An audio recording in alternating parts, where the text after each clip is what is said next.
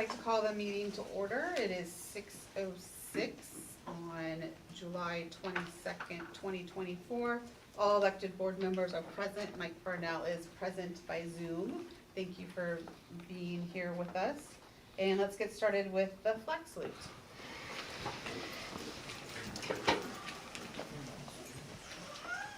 I pledge allegiance to the flag of the United States of America and to the republic for which it stands, one nation, under God, indivisible, with liberty and justice for all.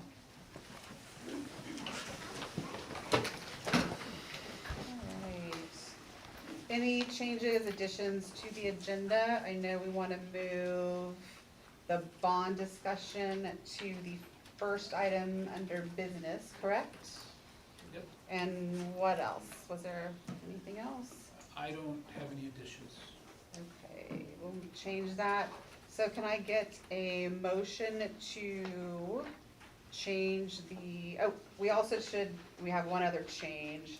The video policy should read that it's a first read since it was tabled last time. So that will be first read today. Can I get a motion to approve the changes to the agenda? I motion to approve the changes to the agenda. Thank you. All in favor? Aye. Aye. All right. And I'll try not to forget you're there, Mike, this time. We are public comment, well, actually, we didn't have any questions last time that needed to be addressed, so we don't have any of that.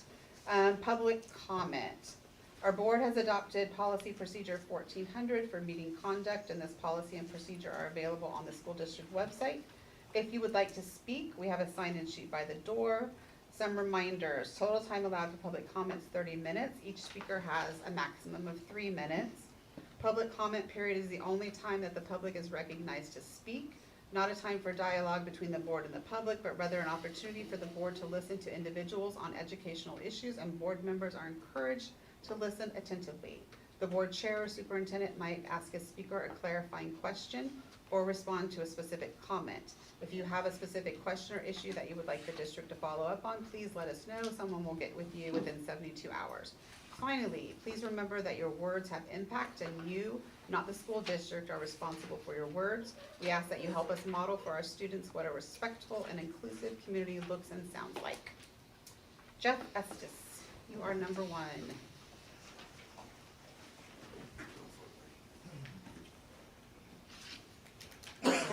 Greetings, school board and administration and public. Thank you for allowing me to speak tonight. My name is Jeff Estes and I reside in Startup, Washington. Tonight I want to ask a couple of questions and make a couple of comments. Questions are kind of related towards Dan Baller and his financial reports, and one question I had for him was the LGO bond and the interest.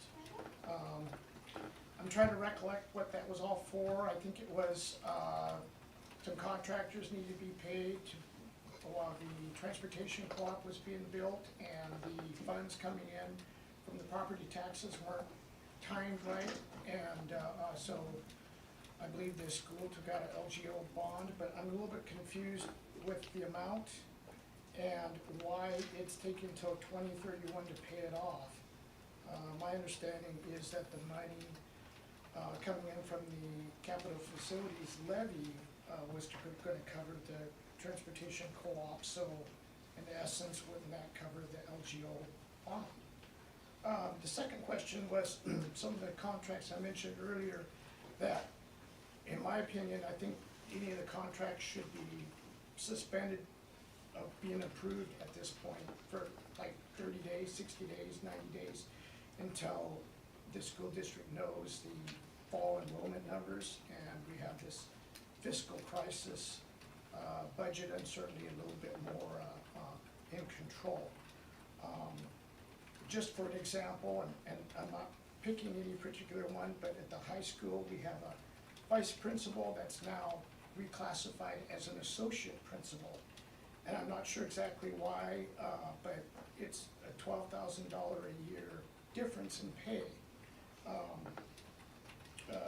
The other question I have is, with Dan Chaplick, Superintendent Chaplick, and the rest of the board. We've talked about enrollment projections over and over, and, last year, how those weren't exactly in sync with what the actuality was. So, a simple question is, why do we continue to use flow analytics? Why are we paying several thousand or whatever that amount is for this company when we can get those projections, more conservative ones, from OSPI or Snohomish County? And my understanding is it's free. As far as the Capital Facilities Advisory Committee and the bond, I've always been here, big proponent of programs, quality education. You know, I always think that should be prioritized over buildings, but I understand there's some need. We have some buildings that are really old and lots of portables and portable bathrooms and things. But one of my concerns is, will the community support a new levy? I think the current levies expire in, 2026, 2027? Will the community support a new levy, a replacement levy, if they're on the hook for paying off these bonds? I'm being told we're over 3 minutes, Jeff. Okay, thank you. Thank you, Jeff. We'll get answers to your questions to you. Let's see, Andrea Fuller.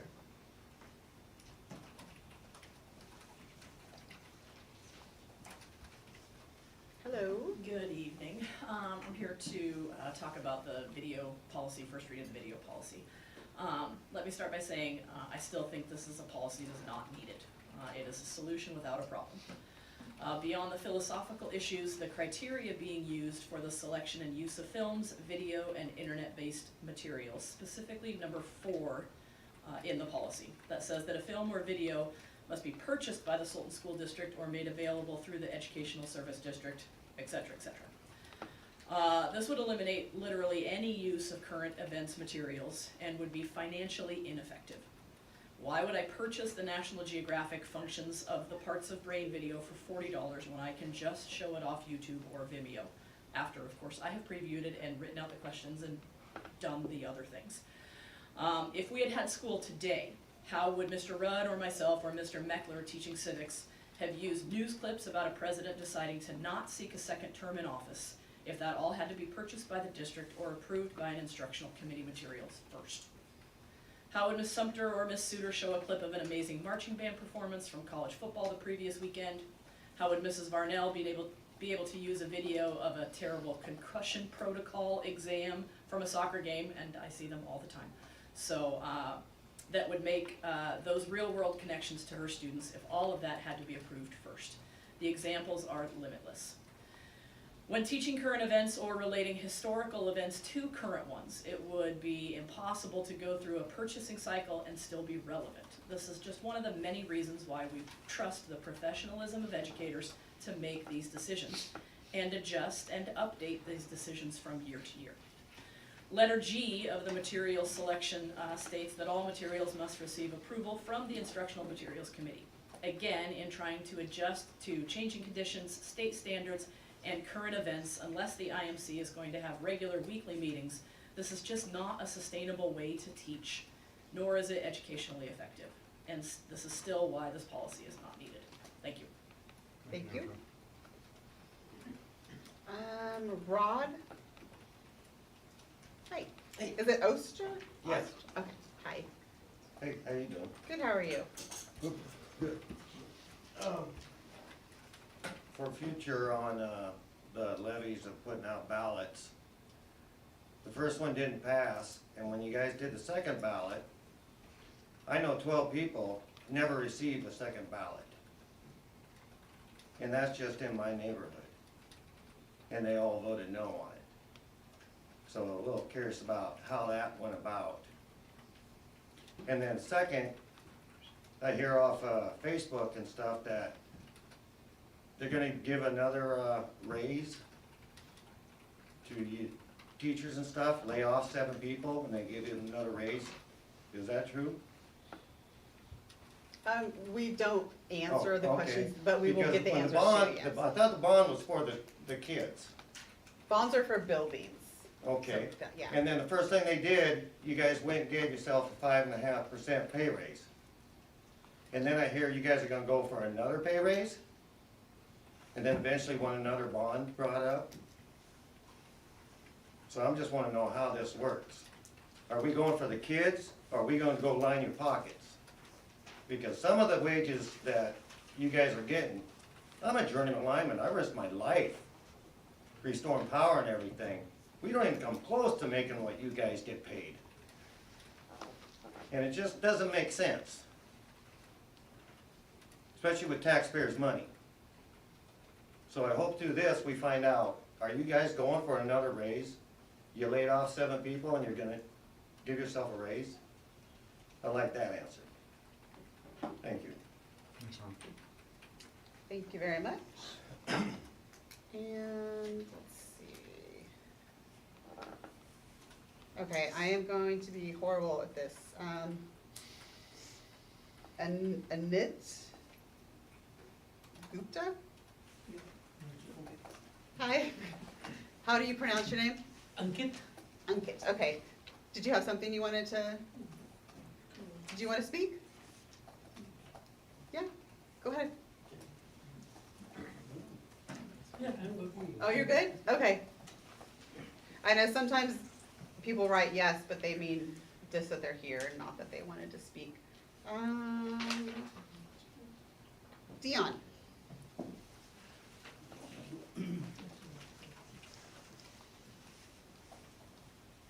Hello. Good evening, my name's Dion Johnson. I just wanted to take a minute and let you all know a story about thankfulness and what I'm thankful for. And the first thing and foremost are the educators of this community. They're a pillar of what our future becomes.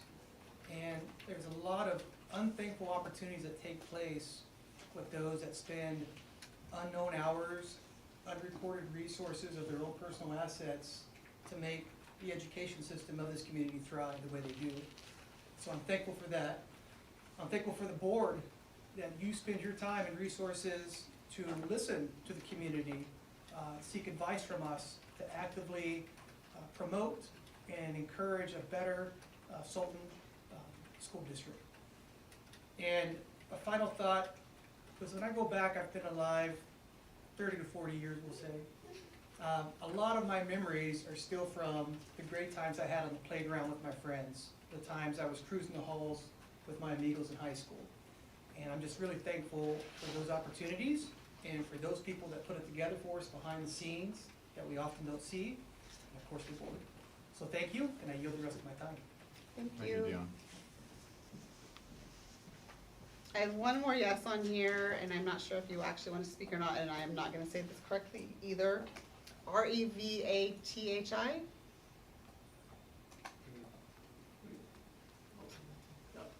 Revathi, that's my wife. Oh, okay. She just went out with the kid. Yeah. Okay, does she want to speak, or? I don't know, maybe I would like to share a few things. Yeah, You know, go on up, you Thank can you. speak in her spot. Yeah. Not trying Welcome. to replace her, but. Impossible. Which is not possible. Okay. Yeah, my name is Yash. I recently moved to Sultan like 7 months back, and I just came here to some invitations, few of my folks, like related to expansion of school and other things. I would like to know the board, like I really appreciate you guys, whatever you're doing, and this is my first time visiting this place. I wanted to know that, yes, we do like the real estate in Sultan, but also we wanted to grow in Sultan as a community, right? And we would like to contribute whatever ways that we would like, so we are not just as a public, like we wanted to pitch in whenever and wherever it is required. And I would really like to know, like, what is the expansion of the Sultan Elementary School with the growing population and its needs, right? I believe in community growth, so with the growth mindset, I just wanted to know, like, what is the plan for it? Because I wanted to call Sultan as a home, and I wanted to grow in Sultan not just economically, but also I want to see the growth and opportunities for the future generation. So as a parent, like, I'm more interested in what are the growth opportunities or the growth plan of this elementary school in Sultan. Awesome, great. Thank you for coming. Thank you. That looks like it. Was there anyone else that didn't mark that they wanted to speak, that wants to speak? We love people coming and sharing and asking questions. It gives us a chance to correct a lot of things that might be misunderstood or misinformation that's out there. So whenever you have questions, ask, and we will get the correct information out to you. All right, so consent agenda. Do I have a motion to approve the consent agenda? A motion to approve the consent agenda. All in favor? Aye. Aye, opposed? Aye. All right, so we have consent agenda. Do we have committee and association reports this evening? Don't think so. Community announcements. Does anyone have anything they want to share regarding the community? Marianne? Gold Dust Day is this Saturday. Isaac? Only I enjoyed being at the shindig, being in our booth. I think I talked to about 7 people. A lot of it was about that, the new preschool, or what's it called, pre-K. Transition. Yeah. It went really well, I thought, on Saturday. I liked it too. I think I've had some thoughts about next year, like some videos and stuff we can do. That would be kind of cool. Michael, anything? Nope. We're glad you're here for your second meeting. Thank you. You didn't do your first one and then never come back, so Split. that's good, yeah. I thought about it. Mike, anything? No, not at this time. We would have run you down and hunted you down and dragged you back, so. Appreciate that. Dr. Paul Douglas, Student Special Services update. Good evening, directors. Good evening. So oftentimes I bring some negative news. Tonight it's just positive news. So, Yeah. Yes. so we had the first full week of July, we had a group called ANEW. It's a pre-apprenticeship program for the trades. They came and did a construction boot camp. So our students that either had an IEP, individual education plan for the audience, or a 504 plan, qualified for going to that boot camp. They took 15 of our students and they participated up at the shop at the high school, and they did a number of different projects. Started off with a cement lamp, so we did a little electrical work as well as doing the construction of the cement lamp, so got to watch them do that. So it was pretty exciting. It does put them in a good position to do the pre-apprenticeship program through the Department of Vocational Rehabilitation in the next year.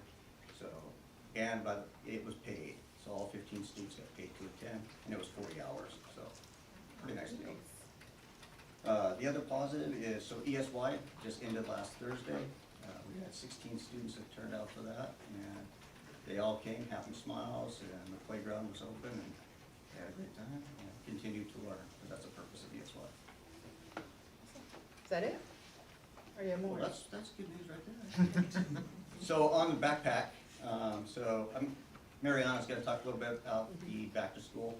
My only addition to that is we're partnering with the Snohomish County Department of Health, and they're gonna be there at that backpack giveaway to put up 50 to 60 vaccinations during that time. So if people pre-register that they need the vaccinations before school starts, they can pre-register to be there, and they'll get those vaccines. So it's a way for families to get it that maybe struggle to get outside of Sultan to do it. Great. Awesome. Thank you very much. Thanks, Paul.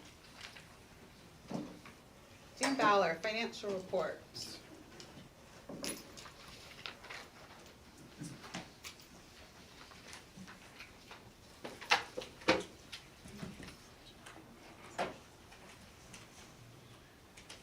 Evening, directors. It's an abbreviated report in that we no longer have any account months. June is our last account month, so obviously we don't have enrollment accounts or an enrollment report to share with you. So we'll begin with just looking at our property tax assessment activity, the monthly report that we get from Snohomish County, which their spring collections are done, and what remains on there will be our fall collection for this calendar year, and in addition, just some small residual amounts from prior calendar years. Looking at the budget status reports, which I'm required to provide to you per RCW. For general fund, Fund 10, ending at $1,558,994.45. For Fund 20, Capital Projects Fund, $2,530.81. For Fund 30, which is your debt service fund, $127,382.88. Fund 40, Associated Student Body, $201,812.23. And for Fund 90, our Transportation Vehicle Fund, $3,485.23. What follows thereafter are the exceptions reports. Looks like that got distorted a little bit, sorry about that. So, as far as salaries and benefits, which is your objects 2s, 3s, and 4s, we are 1.9% below proportionate share. This is the budget versus actual, basically is what that is. For materials, supplies, and operating costs, goods and services, objects 5 through 9, we are 2.4% below proportionate share. And if you add together all areas, materials, supplies, and operating costs, salaries, and benefits, we are 2% below proportionate share. So we are in good position. We will not have need for a budget extension this year. We will be within budget capacity. Continuing on and looking at the next slide, which goes into projecting fund balance. Obviously, as we get closer to the end of the year, it becomes easier to do this in fewer months that you have to make assumptions for. Went through and worked with our fiscal and payroll staff to analyze not only what happened during the final months of last year and use those as a basis of forecasting for this year. As you can see, I've added, Kayla, next slide, please. There we go. And as you can see, and again, I apologize, it doesn't translate very well to an overhead screen, but I've gone through and added additional detail, additional verifications of revenues, verifications of expenditures, identified uncertainty, decision points, estimated revenue, estimated expenditures as far as that, and am able to make a increased fund projection for August of $1,158,321. That's an increase of approximately $142,000 over prior estimate for August 31, 2024. And then the next graph will go into the historical perspective as far as how fund balance changes throughout the months. You can see that the graph is pretty predictable as far as your high points and your low points, which correspond with your two levy collections, both your fall collection and your spring collection. And then the last one would be as far as if the 1.158 million were to come to pass would be a 2.9%. Again, the minimum fund balance requirement that is on the books is currently 4%, which has been sunsetted temporarily for the 24-25 fiscal year, but this number would put you at 2.9%. Mary Ann, any questions? Yes. Can you tell me what Belfour is? Belfour is- 97,000? Yeah, Belfour is the company, the remediation company. When we had the burst pipe issue in January, they're the company that comes on. They're Emergency like- restoration. Gotcha. They're like ServPro or, you know, those types of folks. Thank you. And then manipulatives, 21,372. I'm sorry, It's labeled manipulatives, 21,372. manipulatives would be in conjunction with some curriculum, some updated curriculum, so they're. Those are Foundry 10 grants Yeah, for elementary math curriculum. Gotcha, okay. Thank you. they're in conjunction with that curriculum adoption. Isaac, questions? No, I'm good. Michael, any questions? no. No time. Mike? That's good. No All right. questions. Thank you very much, appreciate it. All right, we've moved the bond discussion for next item. Dan? So the February 2024 bond, as you know, for the elementary reorganization did not pass. It's possible we can answer some of your questions here, Rod. I think the first thing I would say is when I used to do Facebook, I saw out there that that during that time, some of the negativity was that the bond was gonna go to 5.5% raises. It's just not the case.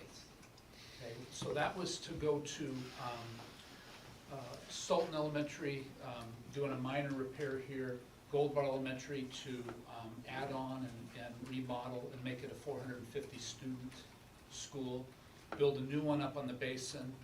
And the reorganization would be is this particular school would be grades 5 and 6. The middle school would be grades 7 and 8. Then we would distribute grades K through 4 between Gold Bar Elementary and the new elementary school up on the hill. So the planning continues. you know, it didn't pass. I think it was about 47%, which is not a strong number. There was a lot of misinformation, and there was a lot of concern. And so, you know, trying to learn more about that, the board put out a survey and have continued. I just got some renewed cost estimates today, that, you know, the board's really, what's your next steps? That's really where we're at. And so, there's really three choices. You run it in November, which can still be done. Run it in February. You can do it in April or even August, but those typically aren't the times that you do it in, or you wait until, for a year. And one of the things that, you know, I think that has been a concern is that, you know, want to get good information, figure out what the community can and will support, but, you know, we always wait.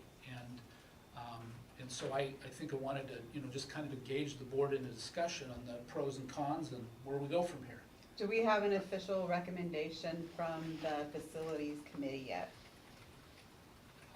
We didn't, we had kind of a, you know, the most recent 3 meetings that we had a slightly different group at each one. And I think there was definite, you need to do this sooner rather than later. I think there was maybe a little mixed at the last meeting, though I didn't come out of that clear. And so it really rests back with the board as to, you know, you guys decide the what and the when. The recommendation comes to you as to what that would be. I don't know that it, I mean, I think in this room, you know, I could say that there's probably recommendations on both sides, is just what I would say. But that may be an unfair characterization. And so one of the things that the board, you know, had put out that has to happen is we have to have a community-driven process. And the community-driven process means there's got to be people that are out there sharing accurate information with people, and they have the funding to do the things that need to happen, so that, you know, whatever you're reading on Facebook, accurate information is on there, not inaccurate So you information. guys didn't get a pay raise? No. Whether the bond passed or not, there would be no pay raise. And we don't get paid, I don't get paid. Well, you deserve a pay raise every now and then, I mean. But I don't No, get, we we don't don't get get paid. paid. A 5% pay raise on zero is. Yeah. Still zero. Yeah. But yeah, we will answer your questions, definitely. And I just, those are the kinds of rumors that, you know, they cause lots of problems. I don't know where it came from, but nobody gets paid in a bond except the people that are building the school.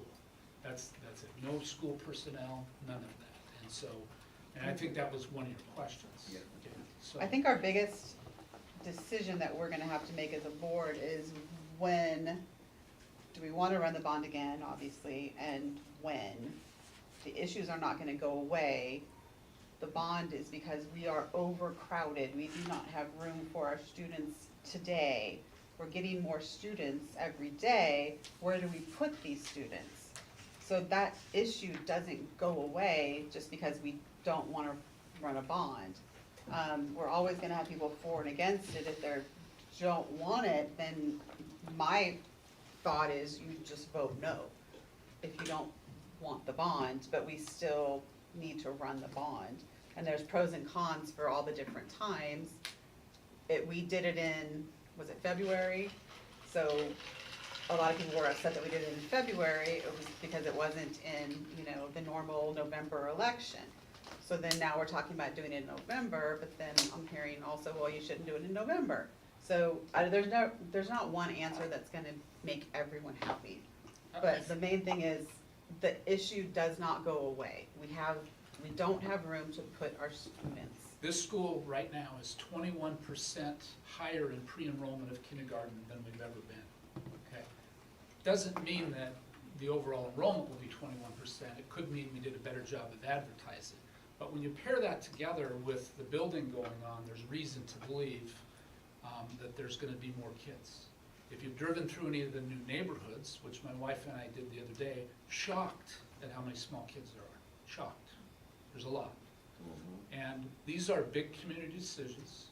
And I'll just share an example of you know, some of what has taken place over the years, and you think, did we really save any money doing that? You look at Sultan High School, built in 1987.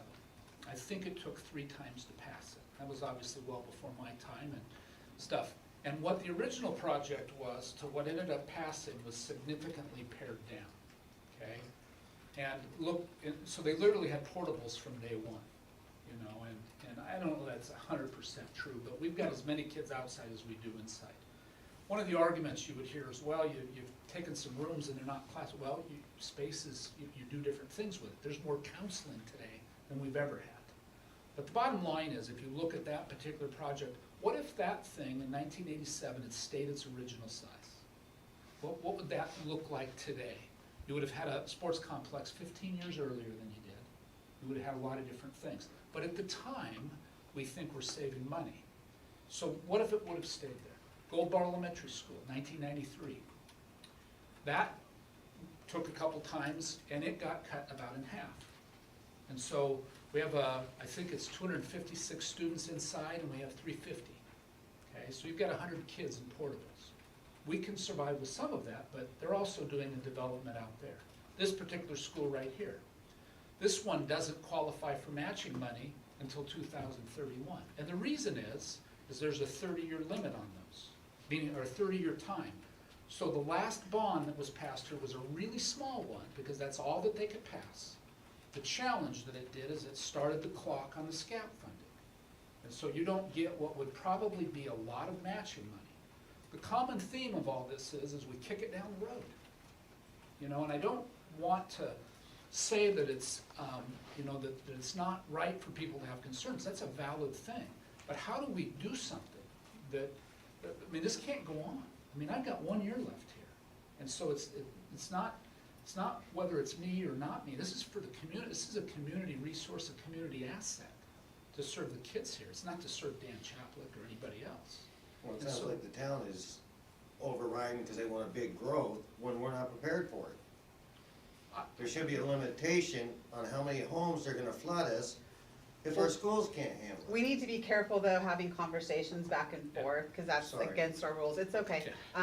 We just want to make sure we don't kind They're of get into complex that issues. habit. I'm just but- trying to say, here is the thoughts of this. You know, I feel a responsibility to know, understand, listen to all opinions on this. And, you know, it is clear that there's an issue that we need to solve. And is November the right time or not? I don't know. Is February the right time? I don't know. But we need to do something. And it's not gonna get any better by us not. And there will come a time when there will be enough change in the community where something's gonna happen. You know, people have higher expectations, they want more, and that's a good thing. Okay, I'm not saying flooding the place with houses or whatever it is, but we should all lift our expectations for our community, who we are and what we stand for. And we can't control growth. Can't Yeah. control. It's not our choice. You know, And so, go ahead. I was gonna say, city meetings, you know, if you wanna talk about controlling growth, that would be where that happens, but we just get the growth, and so it's up to us to make sure that there's a room for those kids to be in, right? So if we can't control the number, all we can do is try and accommodate the number. There was another point I wanted to make, and now I forgot what it was, so, never mind. We'll come back to you. Mike, do you want to share any thoughts? I think Dan did a great job on doing a recap. When we've had the meetings, like Dan talked about, there's been some audience in each of the meetings. So there has been some conflicting information between meetings. The biggest thing that I challenged the last group, what's gonna change with this bond previous to the last one? And what I mean by that, we started off fairly strong, and then as far as the community involvement kind of tailed off a little bit. We need more individuals to get out there and start spreading the word on why we need the bond, and truly spreading the message on these are the facts. Last time we got beat up on social media. That was one of our biggest things that we saw that came back in survey results. The other largest thing that we saw in our survey results people that lived in Sultan for under 4 years, there weren't a great number of individuals that voted. So for me, if we're gonna run it in November, we have to have a strong group that's gonna help get this information out to the community. So that's the biggest push from me. In the first 2 meetings, the group said what is on there is what they feel is the bare minimum. There was a little bit of conversation last time saying that maybe we start to pare that down or start to remove some of that information. Again, that wasn't the support from the first 2. So if we don't run this in November, I would encourage that we bring everybody back together and ensure that what we're asking for is agreed upon and is presented from the committee. Thank you. From attending the meetings that I attended and even back when we did the levy, the only way we're gonna get this to pass is if we have that Sky Valley Citizens for School group that is gonna really be the group that gets out there and meets people and gets donations and does all that. Without that, we're never gonna get anything to pass. I think we should do it in November. I think that we shouldn't change it because the way that it is now is kind of the minimum of what our students deserve.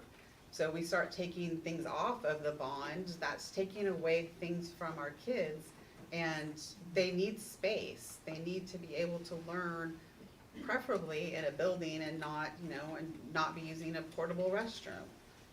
So I think that, to me, we run it in November and we leave it as is. If we find that that's not really what is wanted, then we go back to the drawing board and then we start seeing, hey, what can we take off of this? But I don't really see a lot that can be taken off the way where it is right now. Michael, thoughts? Lots of them. Thoughts you can share? Sure. Actually, what I was trying to remember was, we talked about expansion, adding a school, but really, it's not just adding the school. I mean, you walk around on your way out, take a look around, you can see the peeling paint and, the dry rot, and can't see the boiler that's not working, especially this time of year, but there's stuff that we need the money to just bring this back up to really functioning. So there's just too much deferred maintenance to say, we can't, we're not gonna have this money. Yeah, sorry, that was a piece of that. Isaac, thoughts? I agree with the November. I think this is something our community definitely needs. Even though my youngest will never get any of it because he'll be graduated before anything happens, it's so important for this city. Just like what Michael just said, there's so much money that we have that goes to repairs. You're trying to do a budget, but when you have to constantly fix things, how do you keep money in the bank? So this is a no-brainer for me, and I hope we can get through to November. And I'm going to try my hardest because even though my youngest will be out of school by the time things are going, it's a no-brainer to me, and it's something that we need to do. Marianne? I am completely on board with building a new school and reconfiguring the grades to K through 4, 5 and 6 in one place, 7th and 8th in another place. Feedback from my constituents is a no on November. I think we're gonna get no November, no February, no April. I think we're gonna get a lot of that, and then we as a board have to make the decision what we think is best and what is going to give us the best result to make these changes for the students. So, are you wanting a decision from us this evening? I'll give you a timeline. You have to post it within 45 days of the November 5th election, so I think that is August 6th. Today is January the 22nd. We also July. July 22nd. What? So you also have to put out in a publication, the board has to solicit pro and con opinions of why would you vote yes for this, why would you vote no for this? I think that's limited to the community now. It's not, you know, the guy that was doing it Yes, you can't, statewide. yeah, you can't just do it statewide. now. So time is short. The biggest question is, I can tell you from my perspective, not a board member, but speaking on listening to this, I am grateful for everybody's here. No matter where you sit on this, your opinion matters. I am grateful to meet new people that are here that, that bring an expectation that I think is needed. The question I have is, have we connected well enough with that community to understand? And I can tell you, for me personally, I would say I have not. But I don't want to speak for we, because there's change coming so fast with all of that. And, you know, I've heard from, you know, one board member for sure knows several people who didn't even vote. I guess I have a question, Ron, you don't have to answer it. Maybe I heard you wrong, but I thought you said people didn't get ballots, but they voted no. So how's that work? They voted no previously, and then they didn't get ballots the next one. We have no control over ballots. That's Snohomish Oh. County. We don't touch ballots. I see We what don't- you're saying. We No, don't have anything to do with ballots. It's Just not to rigged, set that I up. guarantee it. We just, there was, just in our neighborhood, 12. Yeah, That's I Snohomish don't know County. what- We don't do ballots. We don't do anything. You know, I'm just worried about kids reading and having enough space, not who's getting a ballot and who's Right. not. You know? What was the August date you said? August 6th, and Sixth? so you really don't have to, so you have, you don't have to make a decision tonight, but I urge you to really, you know, I gave you a few questions to think about. And I don't know if that brought any clarity to anybody. I've heard a couple board members say November. As the secretary of the board, I will go whenever you want to. I guess the question I would have is, do we have the workhorses to do this That's in the main time thing. available? I'm looking at That's the Dion. question. So let's just get a consensus from everyone. Mike, what's your, what would be your choice, your preference as to when we run this again? Well, I'm gonna just try and cut this short. I motion to approve the running of the bond in November. I'll put the motion out there. That's what my feelings are currently. I had a pretty strong feeling that people wanna get behind it, so please don't make me wrong. And let's get behind this and let's get the word out. My motion is to run it in November. So we have a motion to run the bond as previously ran in November 2024. All in favor? Aye. Aye. Aye. Opposed? Nay, from District 4. I think I vote nay. We're running in November? In November. Okay. It passes 3-2, so we will run it in November, and we will ask the community, we need help to make this happen.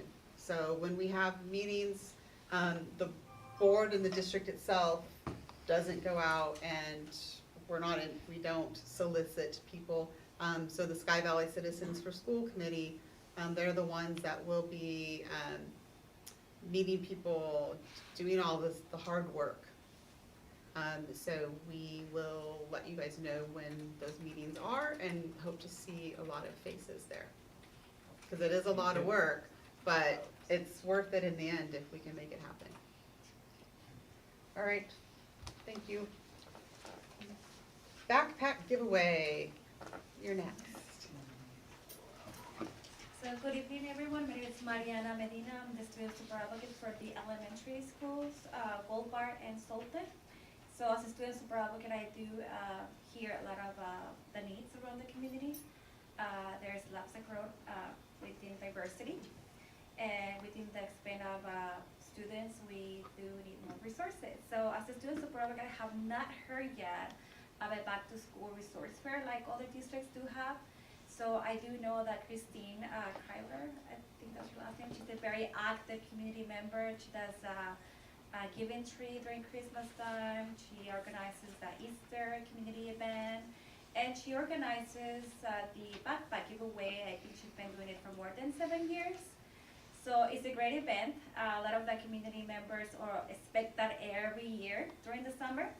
So this year, I connected with Christine and the church, and we are going to partner with them and collaborate with them to expand their resources. So they have backpacks that they give away every year to the community for free. So I connected with different nonprofits around the county, and not many are able to come, but I think we have a very good number of different resources. We're gonna have haircuts, we're gonna have life jackets. We're trying to find helmets, but I haven't been able to. We're gonna have different, like I said, nonprofit, VOA will be there, the ECAP program. Lots of resources from VOA. Some Business Depot may also come. The ARC from Snohomish County. I think there is others as well. I can remember the names on top of my head. But again, the clinic, the mobile clinic will be there with immunizations. So I think it's going to be great. Oh, the PTO from the schools are also invited. I think it's going to be a good resource fair, but we're calling it the backpack giveaway as the flyer shows on the back.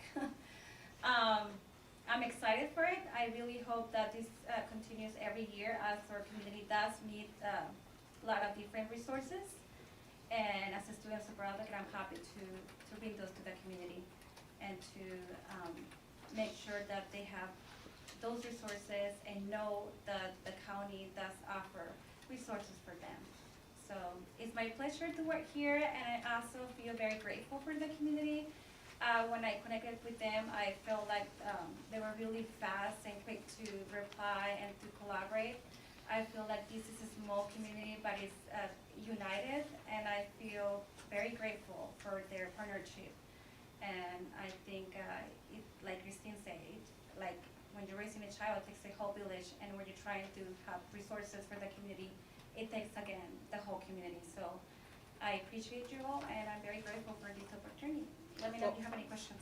Thank And we you. want to thank you, because we talked about this Oh, at yeah, the that's Shindig, and you had all these ideas, and you've made it all come to fruition. So thank you for all your hard work, because it's a lot to put that kind of stuff together, and we appreciate that It's a very much. collaboration, thank you. And I think outreach is really important. So I have seen and hear different stories from the community as well. So I think outreach is really important, especially from the school board. So you're also invited to come, maybe one or two of you can come and join us and help us with the free and reduced applications. Or just do outreach work. I think it's great to build that community trust and building relationship with the community as well. Is there a Thank place you. where people can give donations? Yeah, maybe the church, or we can talk later, yeah. Yeah, you guys can discuss that after. Thank you so much, we appreciate Thank all your you. work. Madam Commissioner. Chair, may I ask a question? Oh, yes. Can I get where the location is? It doesn't say anywhere up there where the location is at. Yeah, it's at Mountain Church. Oh my gosh, I didn't share that. No, It's at the bottom. Yes, it's at the church. Oh, I okay. expected that anybody new here would, yeah, the Mountain View Church always does that every single year during summertime. Thank you. Cool. Thank Thank you. you. All right, we have approval of 2024 surplus sale. I don't know if we need discussion on this. Does anyone have questions? Mike, did you have any questions? I had a question, actually. Sorry, I'm gonna back this up a little bit. First of all, thank you for the backpack giveaway. Thank you for everything you're doing. Question would be the rest of my board members.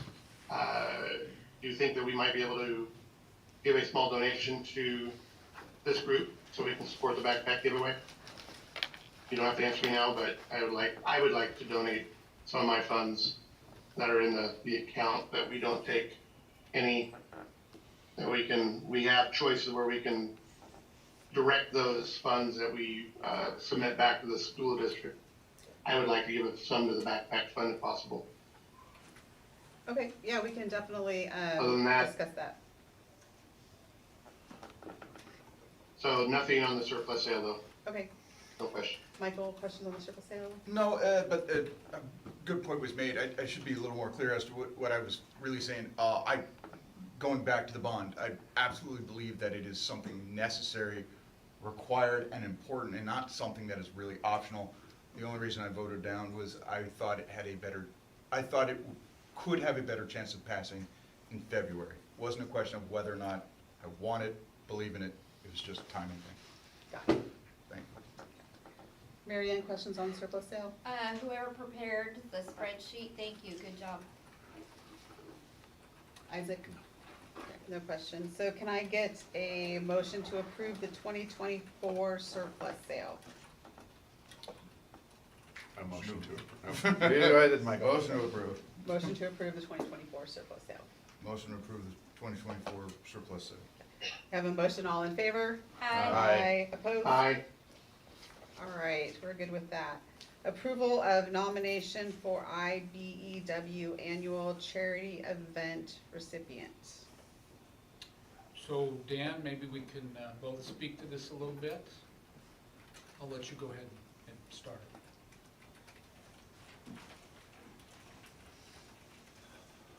Yes, I was reached out to by IBEW, International Brotherhood of Electrical Workers, did a cold call, cold introduction, basically, reached out to me, is that they annually sponsor an event that coincides with the Everett Aqua Sox.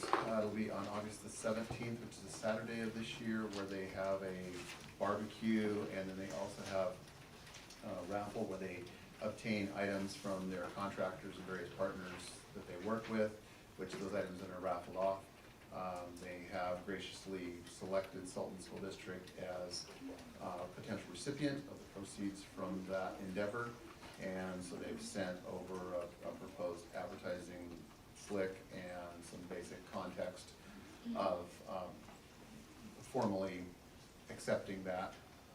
They basically just need our permission to utilize our name as the entity that would be receiving the proceeds from this endeavor. Yeah, reading through the email chain, that was really nice, that they're like, hey, can we give you money? I'm like, sure, we'll take it. Did anyone have questions, Mary Ann? I think that's wonderful, and I just wanted to make sure you clarified, that's not a union representing any of our employees. This is outside of our district. No, it's International Brotherhood of Electrical Workers. Of electrical workers, yes, thank We you. don't have to do this. Isaac, any questions? No, I'm not either. I have no questions. Questions? No questions, Mike, exciting. questions? I did have an. No, it's a big thank you. It's a great big thank you. You had another question, Mary? Yeah, I question. pulled it up. I see that the donation is to pay off meal debts for 24 and 25 graduating seniors. Can you give us a ballpark of what that looks like each year of students that are seniors that have meal debt? Currently, this would be this year's seniors, and projected next year's seniors, which are juniors this year, about $9,300. That's in the email that he I- sent over to us. I don't retain information fully sometimes, and so thank you so much. All right, can I get a motion to approve the nomination for IBEW Annual Charity Event recipient? I'll make that motion. To approve the nomination for IBEW Annual Charity Event recipient. Yes. All in favor? Aye. Opposed? Aye.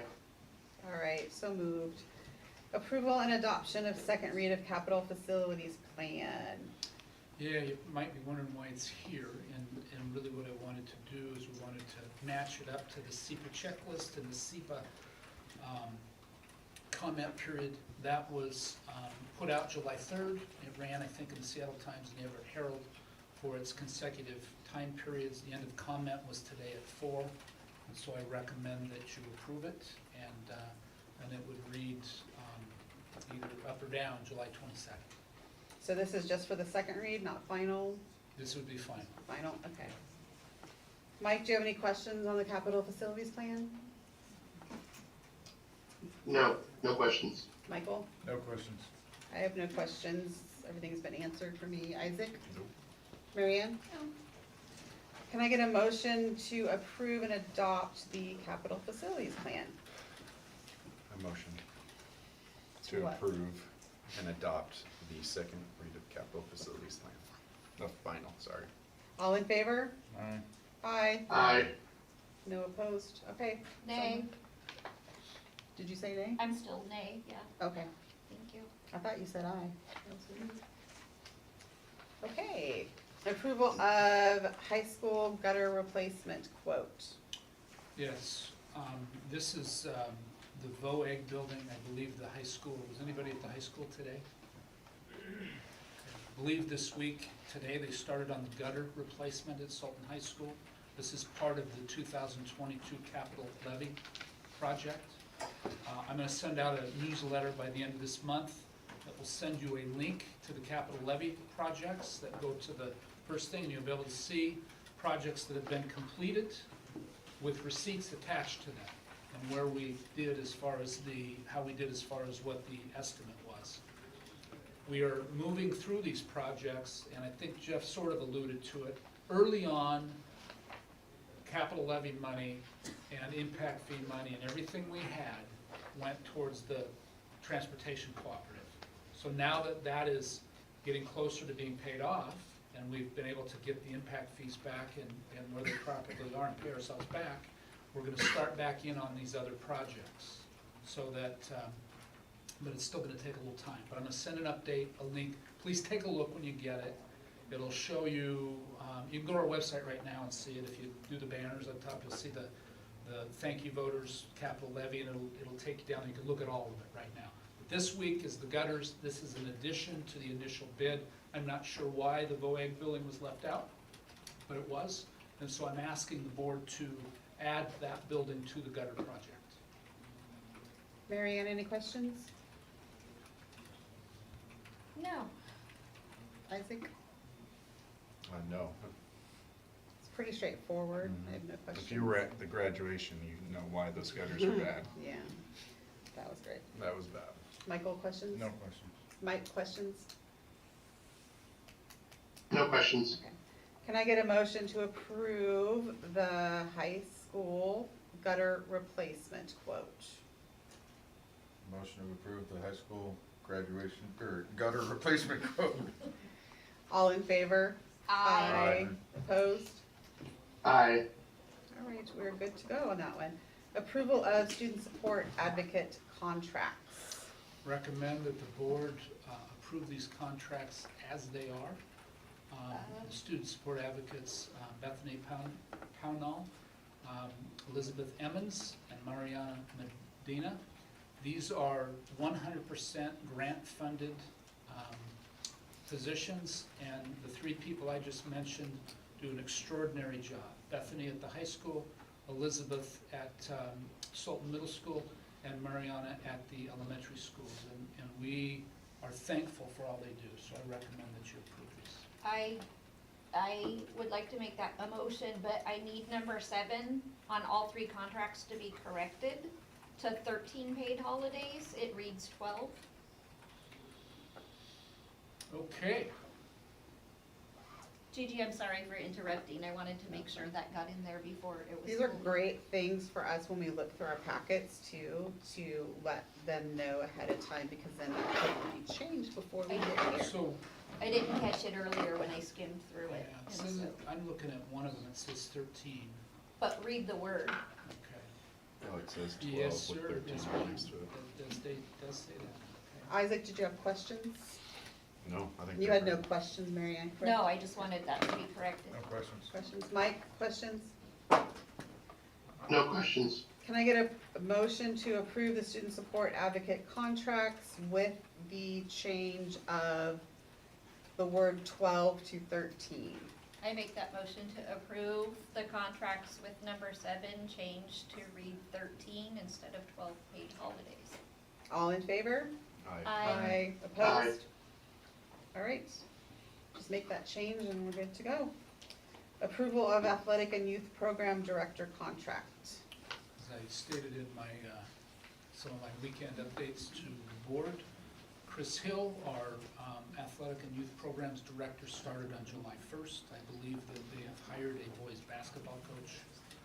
My plan is to do a podcast with him as we get closer to the start of school, so that we can update the community, introduce him, and he can talk a little bit about what is currently happening as we are in independent status, and what the vision will be, and what it might look like as we look for the youth programs portion of this, and how that will develop over time. It's not gonna all come together right away, but he is on campus and working, and will be fulfilling schedules, as we're currently legalists. And for those of you that didn't know that, we've grown to a 2A size school, and And so the league we were in last year did not want to have a multi-classification league, and the Kinko didn't want us.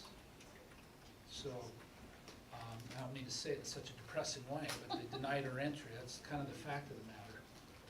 And I had no idea that they could do such a thing, but I have high hopes that this will be resolved this year. Can you let him know that the Truck Fan Club needs to meet with him? Yes. Mike, did you have any questions on this? No questions. Michael? No questions. Isaac? Nope. Mary Ann? Yes. Dan, is he gonna be in charge of ASB also? This was just a question that I thought of, so I'm sorry I didn't bring it up earlier, and so.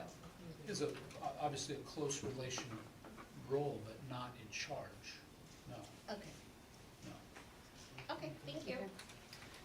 I just saw youth program director, and so I was curious if ASB was gonna fall underneath that, and so that was just a random question. Youth is really to connect our kids that are younger to activities that develop leading towards, middle school, high school participation, the, sports teams, whether it's an individual sport or a team sport, are learning opportunities outside of the classroom, and so we want to promote that as much as possible.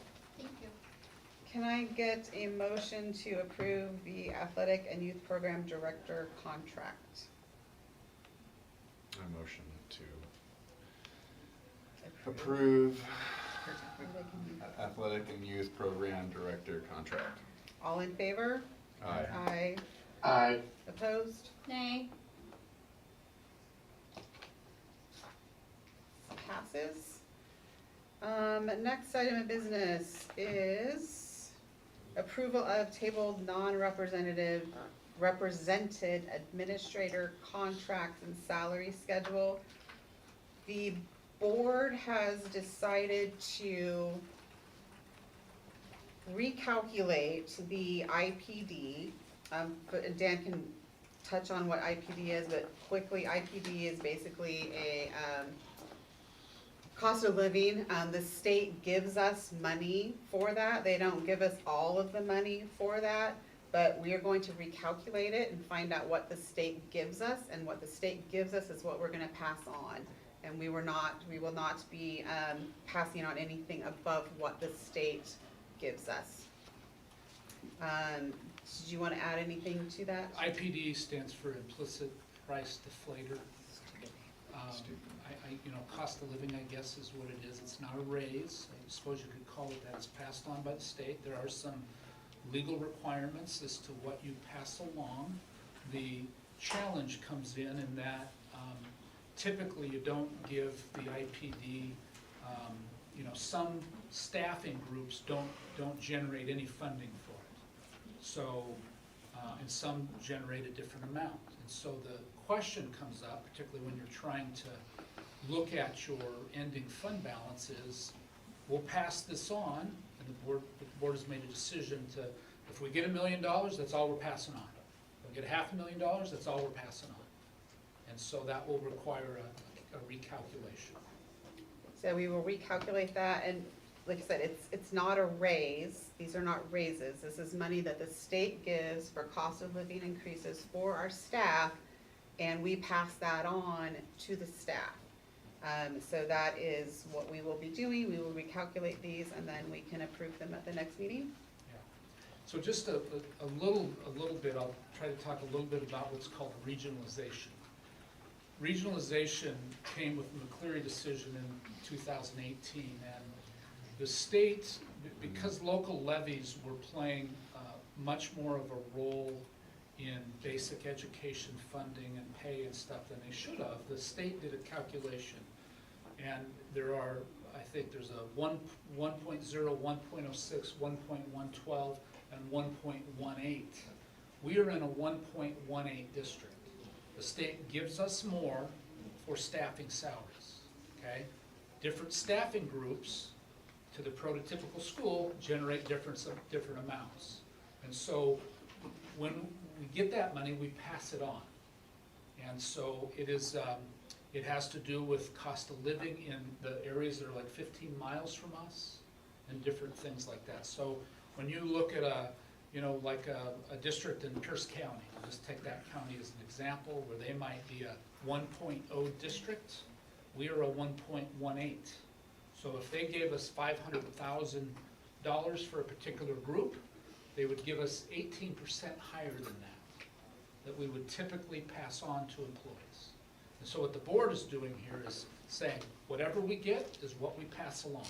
We're not passing any more on than that. And so hopefully, that's been fairly clear in here, that there's not any local money going to any of the IPD funding. Any board members have a question? If I was unclear, please tell me. Next, we've A lot of stuff to do, had gotta the keep me discussion, quiet. so. Okay, so we will get that recalculated and then we can approve those. Approval of certificated administrator contract and salary schedule. Did anyone, and it looks like it's 13, not 12, so there might be a correction on that as well.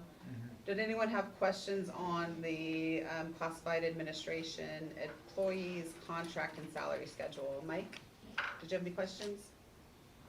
No. No questions. Michael? No questions. Isaac? Nope. Marianne? That's the previous one or this one?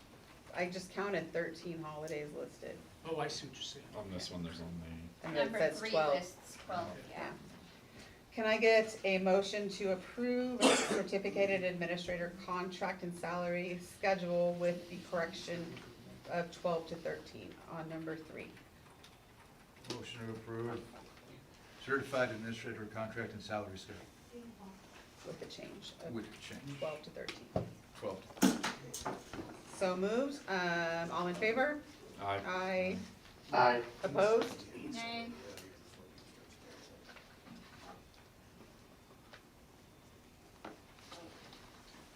Approval of 24-25 board meeting dates.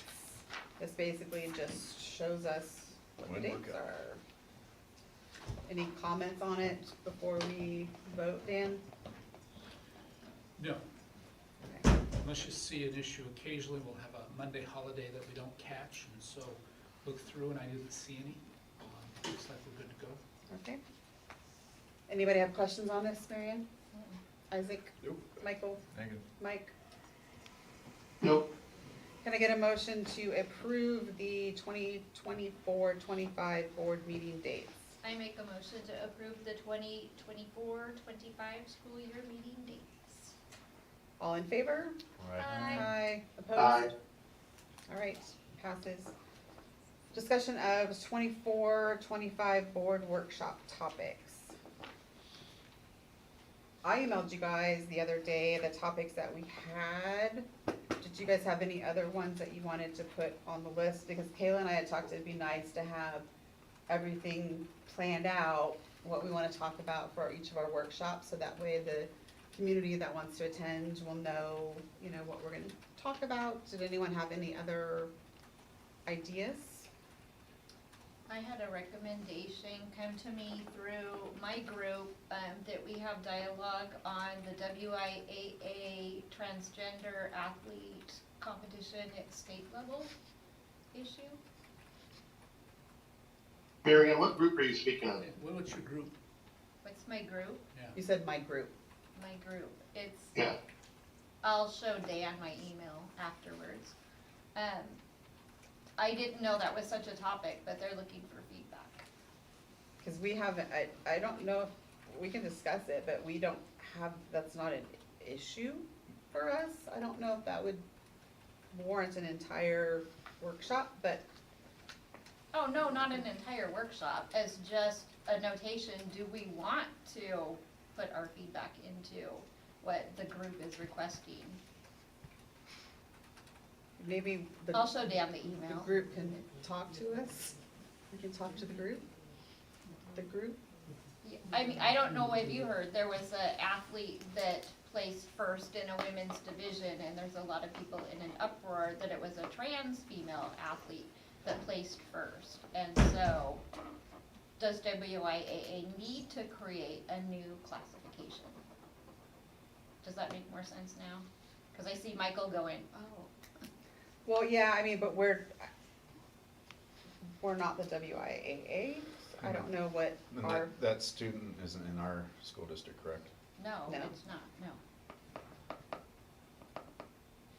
I would just leave it to the WIAA and have your group send a letter to the WIAA and have them address it in one of their topics. That would be my recommendation. because I think if it's not an issue with us, I don't know why, I don't think we need to be looking for issues to, we have enough as it is. So. But I'll write that down. Was there anything else that you had maybe for workshop topics? Yeah, salaries in our district. Isaac, did you have any topics that you? And you can still, we can think of them just more, but anything that comes to mind? Besides us just having more of our retreats, that's Workshops. workshop. I was thinking spend more time with faculty and staff, but I don't think that's a workshop topic, so. Mike?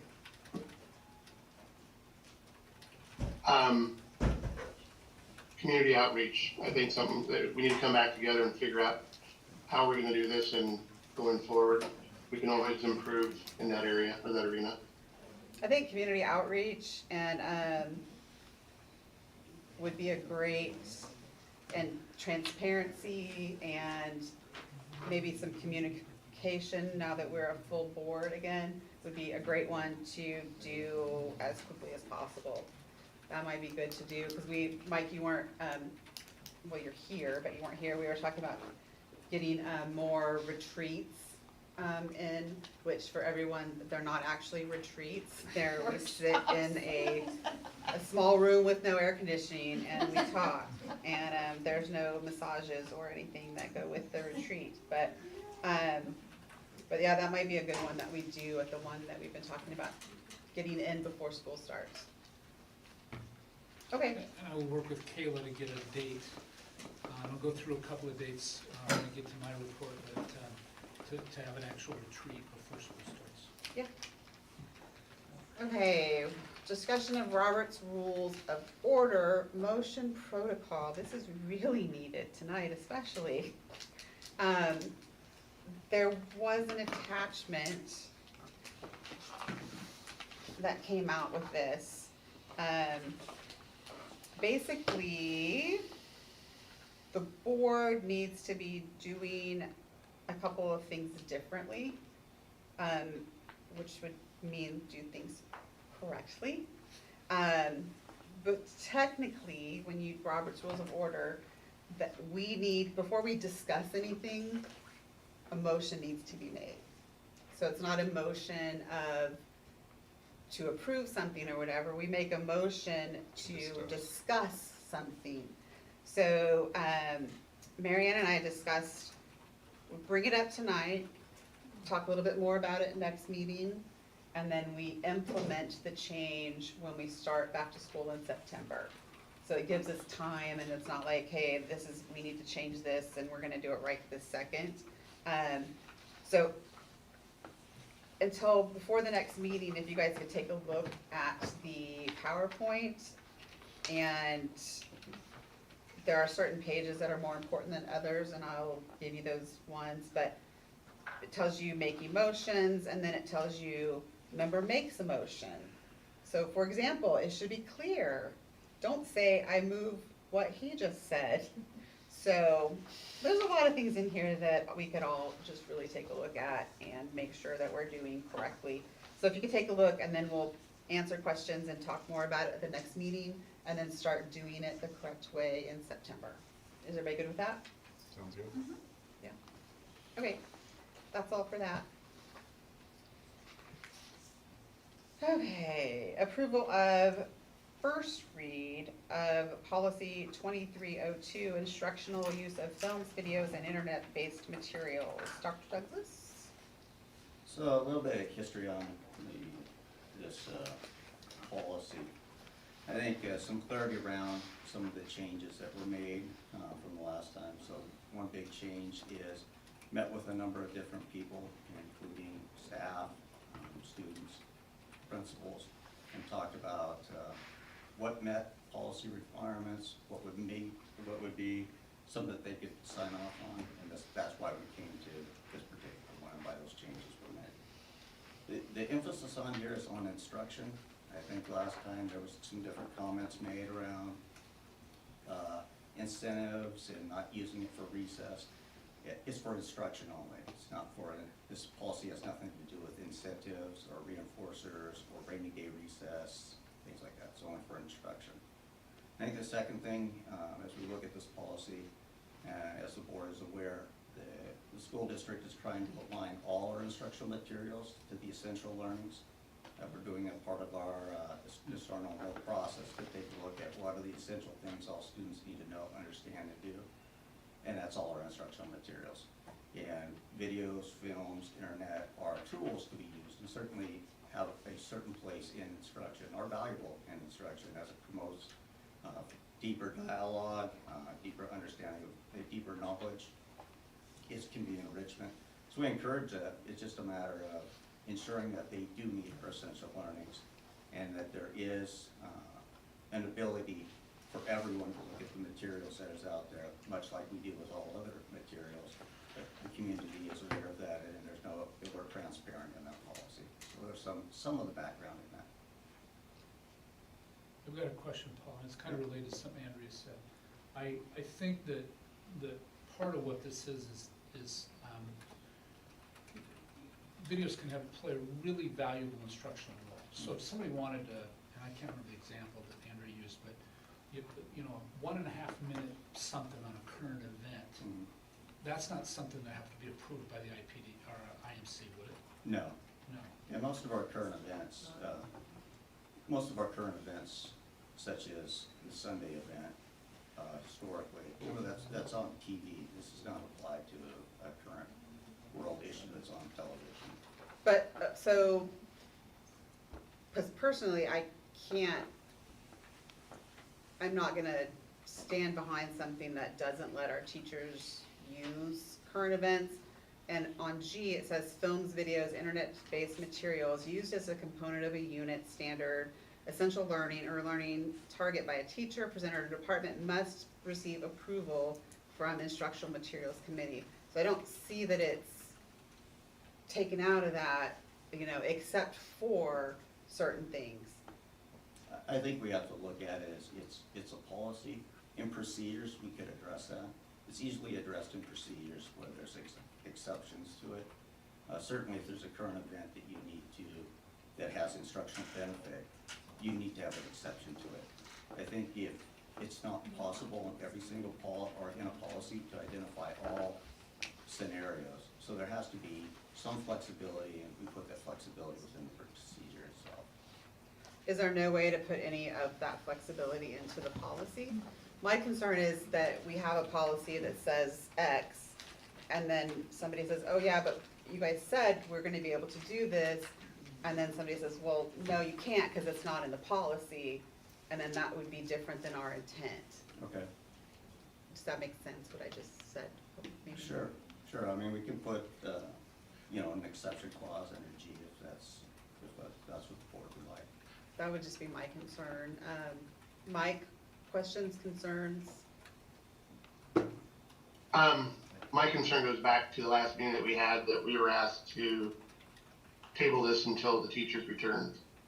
I know it's just a first read, but just hearing, Andrea came and took time out of her summer to discuss this and bring it to the board's attention. I think that we need to table this until we get more interaction with our teachers. That's my opinion. Anytime you start putting exceptions into policies, it becomes a real slippery slope. Which one are you going to accept and which one are you not? I think the language needs to be very clear.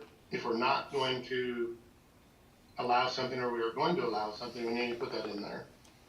So if we're going to have teachers have the ability to teach off of, bring-in content from YouTube or from internet or current events or whatever it may be, it needs to be very clear.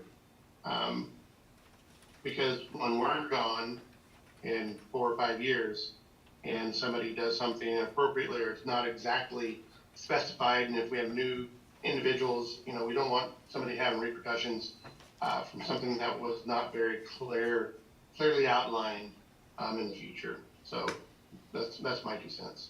And to Paul's credit, I know that he has talked to you. I know you talked to Rick, and I know you've talked to people. So I know that you have talked to people.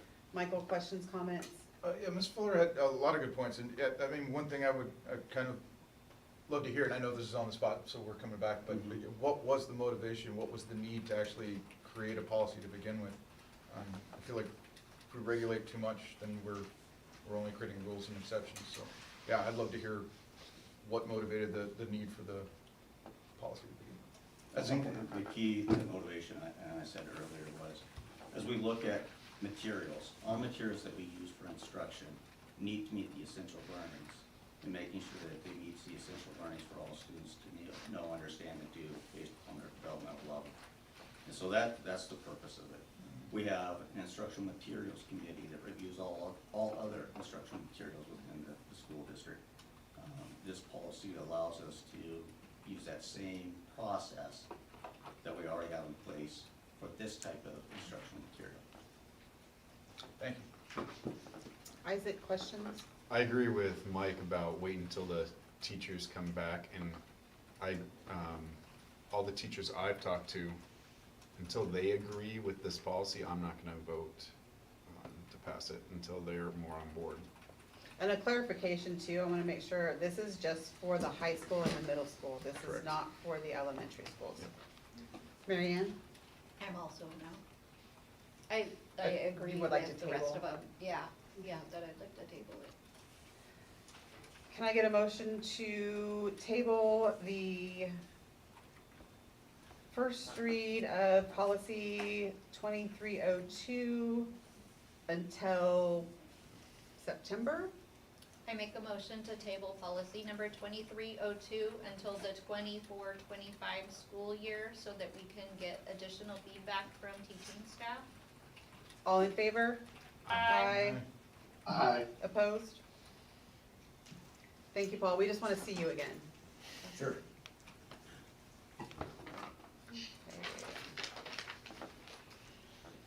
Approval of first read policy and procedure 3226 and 3226P, interviews and interrogations of students on school premises.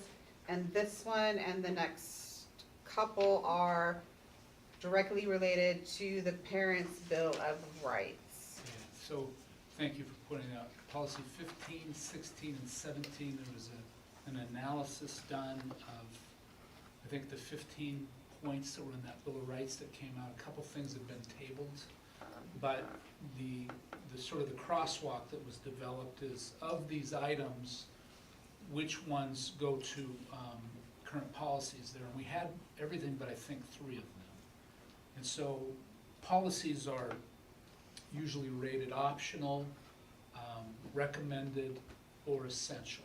And it really has to do with the law. And so what we're trying to do here is bring in the policies that pertain to those various things so that we can at least go to something and point to it. I don't know that we would adopt some of them without this, but having an opportunity to, to be able to point to, somebody comes in and asks a question and we're not, we're ill-prepared to answer it or whatnot, this gives us that. And we'll learn as we go, so this will give us some policy to lean back on. And I want to add that we had a conversation about making sure that the staff, especially the SSAs, receive training in anything new that comes out of that Parent Bill of Rights, to make sure that we get together with everyone to make sure that they know how to do things correctly and they're not out there just, this change, what do I do? So I appreciate that you will do that. Mary Ann, do you have any questions on this first one, the 3226? I don't know. You don't know, or? I don't. Okay. No. Isaac? No. Michael? Mike? Can I get a motion No, to? sorry. Can I get a motion to approve first read of policy 3232, wrong one, sorry. First read of policy and procedure 3226 and 3226P, interviews and interrogations of students on school premises. No one wants to motion because they don't want to say that I wanted again. to say it. I motion. You motion to approve first read of policy and procedure 3226 and 3226P, interviews and interrogations of students on school premises. Yes. Correct. All in favor? Aye. Opposed? All right, passes. Approval of first read, policy 3232, procedure for parent and student rights and administration of surveys, analysis, or evaluation. Any questions on that one? Mary Ann? Do we know what prompted this? These are parents' bill of rights also. Okay, that's, I assume. Yes. And so just making sure. No, And okay. then 15, 16, 17 are, in this particular one, when you look at the revised dates, this is not a current policy that we have. The revised dates were WASD as revisions. Mm-hmm. And so we're bringing it in so that we have something to point to in the event that it comes up. Thank you. Questions, Isaac? Nope. Michael? No. Mike? No. Can I get a motion to approve first read of policy 3232, procedure for parent and student rights and administration of surveys, analysis, or evaluation? I make a motion to approve policy 3232, procedure, parent and student rights and administration of surveys, analysis, or evaluation. Yeah. First read. All in favor? Aye. Aye. Opposed? Aye. All right, passes. Next one is also related to Parents' Bill of Rights, approval of first read of policy 3411, accommodating students with seizure disorders or epilepsy. Did anyone have any questions? Mike? No. Michael? No questions. Isaac? Nope. Marianne? Can I get approval, a motion to approve first read of policy 3411, accommodating students with seizure disorders or epilepsy? Motion to approve first read of policy 3411, accommodating students with seizures, disorders, and epilepsy. Perfect. All in favor? Aye. Aye. Aye. Opposed? All right, passes. The next one does not have to do with Parent Bill of Rights. Approval of second read of policy 6112, rental or lease of district real property. Any comments on that, Dan? No, I really recommend you pass it. If you guys have any questions, anything that would hold you back, then we can certainly research it some more. This is updated, and it's part of our cycle of updating these, so. There is the comment that is in, or the section that is highlighted that says the board is not required to adopt the following language, but has the option to. Personally, I think we should add that about dangerous weapons. Marianne, comments, questions? No, I'll email Dan. It just has to do with, the start of June. Are you in favor of adding the section about the violation of having firearms on district premises? Absolutely, Leave that in? yes. Isaac? I agree. Michael? Agreed. Mike? Agreed. So I need a motion to approve second read of policy 6112, rental or lease of district real property, with the caveat that we leave in the sample language regarding dangerous weapons.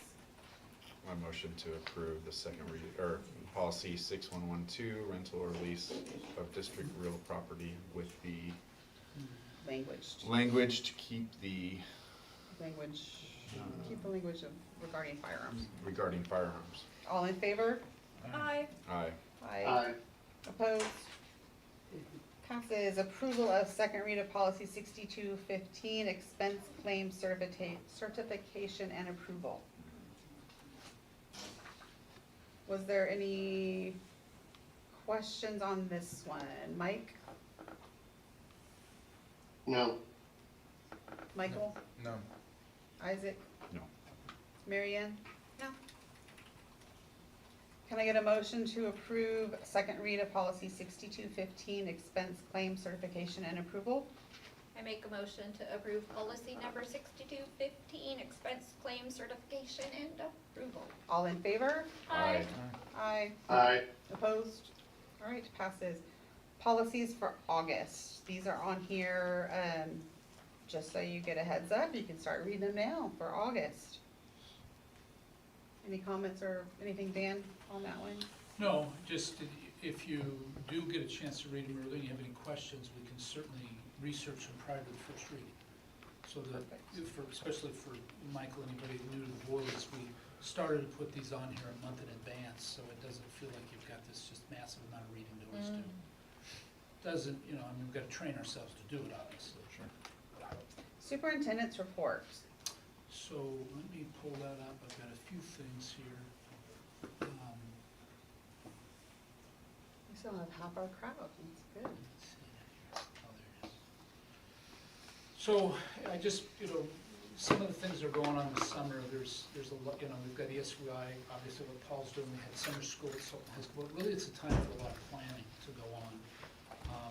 Just staffing, we're still working through some various staffing issues. When we did some of the reductions, so to speak, we tried to work from a place of where folks retired or resigned. And so a good example of a complicated schedule we're trying to work through is, I don't want to name the name, but we've got a high school person that would be doing some work in the middle school, and it's kind of an unbearable schedule. So I had a meeting today, we had one last week. Paul was involved in it, and we're trying to problem solve. And as the fund balance becomes clearer, I'm more open to adding a .2 or something to make that work, because we can't set somebody up with a schedule that's just not workable. And so, I know I'm kind of talking in code, but in fairness to the person, I haven't talked to them. And so there are complications that we have to try to work through. So we posted today, for example, at Sultan Middle School, a .5 math, .5 STEM, and as one position. It used to be that math was as .5, and we got just a handful of applicants. And STEM was more than a .5, so you couldn't put them together, it was a problem. So, problem-solving schedules is what we're doing, that's one of the things. Now that I've thoroughly confused everybody, I apologize. Preschool moves and additions. As you are aware, we've added another section of transitional kindergarten to what was already an additional one, moving those up to Gold Bar with our developmental preschool. And the reason is we don't have adequate space in this school to serve kids that have the needs for a restroom in class. And so we had, I think, 61 applicants for transition to kindergarten, and I think we've, 18 per class. I think we fulfilled it with 56 or something like that with a short waiting list. That guy come in today wanting to apply for transitional kindergarten. So there's that. Our plan to move developmental preschool over to the VOA was not accepted quite yet by Snohomish County. The idea would be to have kids that could, peer models for each other over on the VOA campus. But it's a lot of red tape to go through when you're working with the county level on those rules. And so we're going to resume meeting in August, and the plan will be to make that move in 2025 and 2026. In the interim, developmental preschool will be at Gold Bar. Paul called half the families, I called half the families, worked with Adelia on the whole thing, and so everybody is on board. We have to work through some daycare things, but we rather than just send them say something, we just picked up the phone and each of us dialed, and that's what we did. Day of service. I don't know how many are aware, but we did a legislative visit on the campus in October of 2023, leading up to running the bond, where we had a group of construction individuals, some legislators, and they walked through a campus. They're part of an organization that does some work on one school campus a year in the Pacific Northwest. And so when they arrived at this campus, I got a call back later and said, hey, we want to do this on your campus. So August 10th, there's going to be a day of service, and they've got a budget put together. There's going to be a mural painted on the outside of that portable that faces 4th Street. There's going to be a barrier built to keep the rubber mulch in there. Yay. They're doing something with the baseball field. The 3 planters you see out there, they've got a financial budget to put things in there just to make it look good. I'm ordering some trees through the Arbor Foundation. That brings some color to the campus. One is a white and a red that flower, just to bring a smile to everybody, hopefully. And the elementary, Aubrey and I worked with some of the staff there. They're going to put on the front fence, there's these little cones or something. You see them in some schools that'll say, "Welcome to Sultan Elementary School." It's about 1,000 cones, but you spell that out, and it kind of adds some color to the campus. There was a wood sign out there for quite a long time, but it has aged. Professional development planning for back-to-school days. I participated, and Paul was there as well, in an SEL thing at Sultan High School that was part of the community alliance, I think it was, and so I was impressed by it. So we're going to, on August 29th, we've already booked her to do our SEL, where it'll be the half day for the staff, half day for the school district, and so we will do half of a day SEL for secondary, the other half would be the elementary school. You guys would be welcome to come. And then the other days that we have, that we either share or have outright, developing professional development. We have to get our math curriculum aligned to the essential standards. We have a huge problem, and it's not for lack of effort, it's not for not caring, we have too much curriculum, too many standards, and we have to identify what those are and commit to teaching those. And kids will have better outcomes, because just starting at the beginning of the book and trying to work through whatever it is, it's a challenge. And if you've been part of the PLC process with this, one of the things you'll learn is that with the standards that we have, you could go to school until you're 27 years old and not covering this. So we have to take some initiative and figure out what is not necessary, both in the curriculum and in the standards we're trying to meet. I think some relief is on the way from the state in December, but it is a daunting task, and we have to support our staff and continue to talk about, let's make sure that if it's an algebra standard, here's the things that you have to have along the way, here's the prerequisites you have to learn. We have to identify that stuff, because it doesn't come ready-made for you. So we're working on that. And I'll speed up, I apologize. Professional learning communities, our core work is focused on student learning. We're entering into year 2 of that. There's some board training, 3 times that we'll do that again this year. I will get you those dates. Connection from the boardroom and the classroom. And this whole process is designed to make our work easier and more focused. Seeing some really good results, and I think staff are experiencing that. And we're in different places in different schools. But this is a system commitment, not just a satellite school kind of deal. Do whatever you want. We're doing this in all schools. And schools will come to board meetings at various times and share what they're doing. Schools will tie the PLC work to the plan, their improvement plans, and we will share those with the board, so you can get a better idea of what's going on. Testing, is the results, the preliminary results are back. We've seen growth in most areas, and I bring this up because the testing part of this is assessing kids on how they're doing on the standards that the state says are important. Not that we want to just focus on testing, but there are standards that they say are important for kids to know in subject areas. We need to commit to those. And that's the whole purpose of the PLC project, is to do that. Give people permission and lay out a vision that connects those essential standards to our work every single day.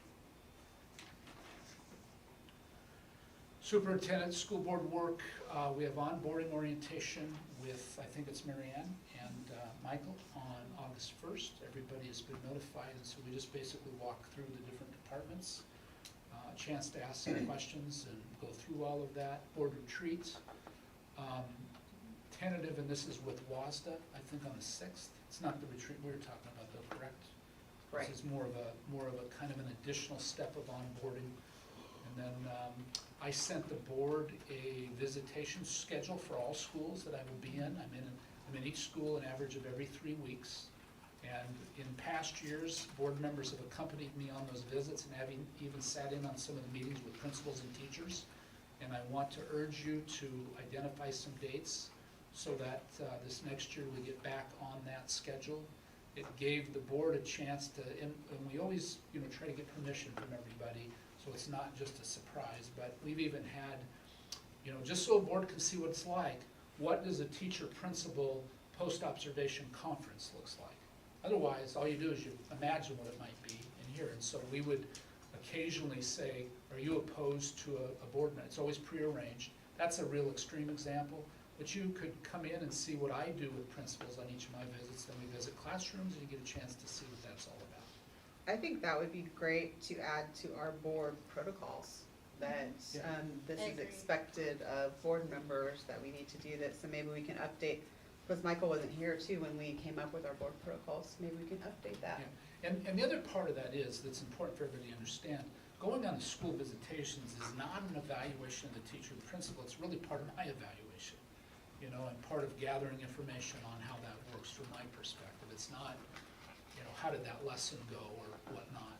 Most go real well and sometimes they don't, and we all totally understand that that happens, but I just want to be clear that it's about me and the board seeing what's happening in the schools. It's hard to be a school board member if you haven't stepped into a classroom.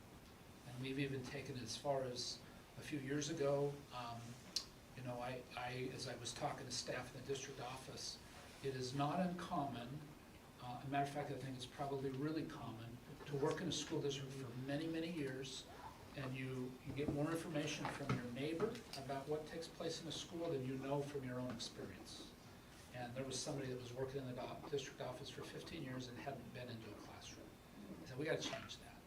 That's not okay. I mean, I can't imagine working for a company that's making skis and not have everything we do around making the best skis possible. And so we let them, they went in pairs and they sat down with the principal. The principal went over the goals and talked about what the school was trying to accomplish, what the learning plan was, and even visited classrooms if they want. And you talk about a heartwarming experience for people. They felt like they were part of rather than separate from, and really appreciated. Whatever my neighbor says over the fence, true, fiction, or whatever, I get to be part of what's happening here, and feel like I'm really part of something, not just crunching numbers or not just doing some of the other necessary tasks that make a school district good. And I think it's important, I think the teachers like to see board members and others, visit, and I think vice versa. And we have to do more of making that happen. So that's it. I probably went longer than I should have, and I apologize. I have one question. When will we know about the staff that was displaced, that received the RIF notices? When are we gonna know that we'll be able to bring them back? So, and I'm glad you brought that up, because the way that worked was that we had a date, I think it was the last Monday before the last day of school, that we gave out that information. And so every group was impacted. In the SEA, or the teachers group, we didn't fill some jobs, okay? For those that had some provisions in their contract to be able to get buyback, we canceled that out and weren't able to get that. There was some office staff and some library hours that were cut from our classified staff. And what we said at the time was, we gave these notices out, I think, right around the 10th of June or the 15th of June, right around the last day. So it really is a fund balance question, and I am going to come up with at any time, we could do it. We haven't, we just closed out the month of June financials. We haven't closed out July. And so it really comes back. I'm confident that we're gonna be able to, have better times ahead. It's just, when we'll be able to know, it's not an exact question. I mean, you could order me to do it today, not to put the pressure on you, but it really is a matter of be patient. There's a lot of things that change and occur over the summer that you don't anticipate, The classified staff, we always have the most change from self-selecting retirements or not retirements, but, people do these jobs for a while and then, they go do something else or whatever. And so there's been a lot of change there already. Paul told me today about a position that he's gonna have to fill, and this is generated by student need. We didn't know that a month ago. I think, for me personally, and I'm guessing that the other board members will agree, if and when we are able to bring these people back or not have to RIF them, I would like to see the people brought back at the positions that they were when they left, and not at the position that they get moved to. So say somebody in the office gets moved to here, I think it would be just to kind of clear it and go back to where they were to begin with, because a lot of these people were hired for specific positions, and then because of seniority and stuff, they get moved somewhere else, because they get to stay or they don't get to stay, but they need to go back to the positions that they were hired for to begin with. Does anyone have a problem with that? No. Where possible, that'd be perfect. Yeah, so I think that needs to be a goal I that guess, we have. yeah, and I would make one comment to give a little more clarification to one situation. When we, the library service model has changed drastically over the years. We used to have a librarian in every single school, and that's not necessarily the case anymore. So part of this reduction or change had to do with changing the hours, and here's an example. When we first staffed them, the way we staff them now with a paraprofessional, schools kind of decided the time that they were staffed. So we had an elementary school, one was 32 hours, and the other one was 20. And so we standardized it at 20, that's where the cut was, okay? The high school was reduced, I think, 3 hours a week, and the middle school 6 hours a week, so you staggered based on the need. Okay, that was the decision-making that was made at that time. I guess I would say, do you want it to, it made sense to me to where we had to put some sort of a standard in place as to what how the size of those service models. If we don't, then, each school is kind of deciding on their own exactly where they're at and what, how they're gonna serve it. So in my mind, the elementary should be the same, that's just my mind. That's kind of how that came about. So there were a few staff one district office staff was impacted, a few in offices of the schools, and then you had four folks, each library was impacted a little bit. Well, I think if we can just discuss before, anything happens, that would be great, to kind of just let us know, so we know and we can give some input. I'm feeling better about where we're at, and we tried to explain at the time, this doesn't necessarily make it easier on those that are impacted, but you're date bound by giving notice. And that's not, it's not something that feels great, but at the same time, that's the way the rules work. And the whole intention is to not impact anybody the best that you can. These people put their heart and soul into their work. They're very caring, and even though cutting may seem like we don't care, we do care a lot. No, I know we do. I think we would like to see, if somebody's hired for, say, Gold Bar, they get put back into Gold Bar, Sure, because they're sure. hired for certain positions, and it would be great for that, so. Where some of the discussion, and maybe isn't popular, is, how much support needs to be in an office? That's where some discussion needs to take place. Gold Bar only had 2. We can The rest discuss of that them at a had 2. different meeting. Yeah.